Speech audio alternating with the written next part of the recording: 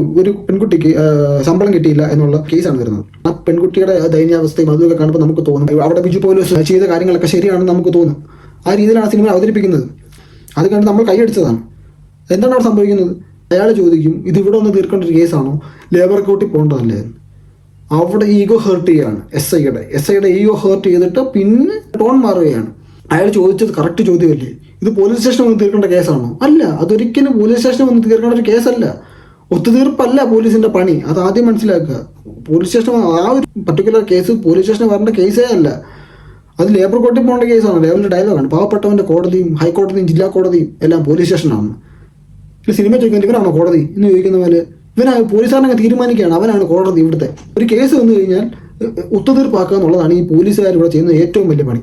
2 case വന്നു കഴിഞ്ഞാൽ അതിന് കേസ് എടുത്ത് വിടുക എന്നുള്ളതിന് പകരം 2 പേരുടെ ഭാഗത്ത് നിൽക്കും. ഒന്നീ കാശുള്ളവർ കൂടെ നിൽക്കും, അല്ലെങ്കിൽ 2 പേരുടെ ഭാഗത്ത് നിൽക്കും. 2 പേരുടെ കയ്യിൽ നിന്ന് കാശും വാങ്ങി 2 കൂടെ ഒത്തുതീർപ്പാക്കി കേസ് ഇങ്ങനെ ഒരു ഇതാക്കി വിടും.